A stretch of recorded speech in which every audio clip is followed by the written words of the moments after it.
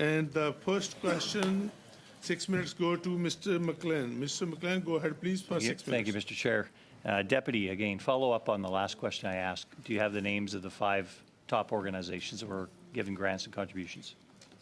I think what we can do is we'll I'm asking if you have those. If you had about a half hour or more to look them up, are they available?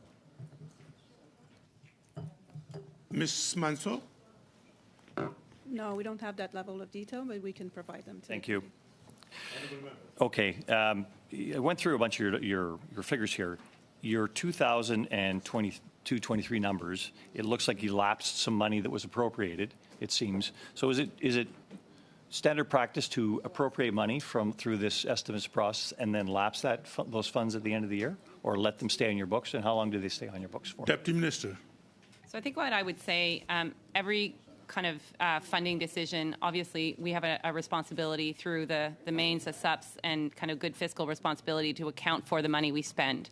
I think in some instances where lapses have occurred, it could be things like the Afghan resettlement program, where the pace of arrivals was not quite exactly as predicted in light of situations we felt on the ground, exit permits from Pakistan to get people in. And that matters to us financially because when people arrive as a government-assisted refugee, the kind of interim housing benefits kick in. And those numbers can be fairly large in the context of our appropriations. So that's how I would explain some of the lapses that have taken place as a result of. So would that amount to about $1.4 billion between the end of the year, last year, and this? Deputy Minister. Sorry, what was the figure you used? $1.4 billion? No, that would not amount for that. So I'll let NFLE speak to that. Madam Manso, go ahead, please. The total lapse was $933 million. 930, so almost $1 billion. Thank you very much. The bulk of the increased spending you're asking for now, you're asking $184 million in operating expenditures and $475 million more in grants and contributions. Again, these grants and contributions. And this is for, would you explain the grants and contributions to me, please? Honourable Deputy Minister. I think the grants and contributions for us as a department is primarily to the settlement and resettlement network. And the totality of that spend over last year was about $1.3 billion. So in terms of the SUPS estimates, I think what you would see is, in light of the extension of the QIT program, that would mean that some of the benefits associated with it, financial assistance, interim housing, language and employment supports, that would be part of some of the grants and contributions that we allocate within the department. Thank you. Now, we got a difference here between the numbers.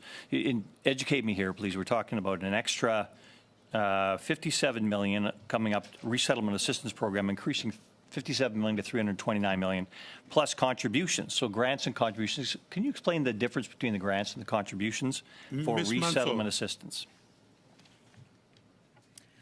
So a contribution requires a contribution agreement with the recipients and may have some conditions.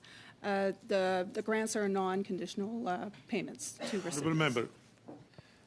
IRB has not requested any more money this year for the Immigration and Refugee Board. Is that because of the closure of Roxham Road, that it is no longer requiring as much to get people through the process? Has that been a net savings and will be a net savings in the final analysis of these estimates? Deputy Minister. So I think that I won't necessarily speak to all of the details of the IRB, but I think what I would say to you is that the Roxham Road closure has not led to a decrease in the numbers of asylum seekers. I think that the IRB, as well as other partners in the system, including ourselves, got additional money in past budgets that we're sort of looking at how we can use those funds to match the numbers that we have. But I think it would be fair to say that the volumes have not decreased as a result of the STCA negotiations of the additional protocol. The Housing Assistance Program, $212 million. The Minister and you both spoke about it. This is extraordinary, obviously, with too many or an excessive number of immigrants coming in at one point in time here without infrastructure to house or provide them with services. Is this something you're going to see lapsing going forward, or is this going to continue on as part of your budget lines going forward? It is something that we're paying very close attention to. So I think that the interim housing assistance program has been essential in protecting the most vulnerable people from staying on the streets and providing interim housing. I think that as we look at the asylum context around the world and as we look at its domestic ramifications, we are assessing exactly what the impacts would be and also what are the best ways to manage this, outside necessarily hotels. We talked about the reception center. The Peel investment is looking at how we can bring service providers into one space. People can apply for their work permit. People can get some of the social supports that they need. People can have interim housing. Yeah, thank you. Honourable Thank member, you. you have 40 seconds. Yes. We talked about, let me refer to the Yates report a little bit here because it melds with something else here.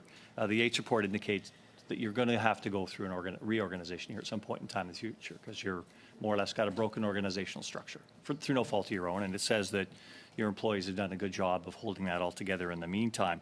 But you're going to need some funds for a reorganization. Obviously, you're also going to need some funds for the digital changes you have to go through, the plan that is requiring it. And yet there are no funds going forward indicated in your go-forward plan.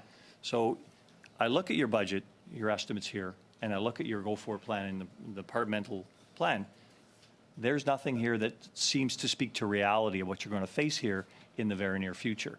And yet it does indicate that you think you're going to reduce your spending. Can you please comment? It's already 6:15 marks, so please be brief. Okay, so I would say first, we have done the reorganization and we did do it in a cost-neutral way, but we have listened to the advice of the Yates report and have made decisions as a department, and we are reorganized, and that was effective October 16th. The second point I would make is on the issue of the modernization activities, we have been allocated over, I believe it's around $840 million for the digital modernization platform, and that is what's taking us to what the public procurement has been around a client-facing front end and the back end supports we need. Thank you.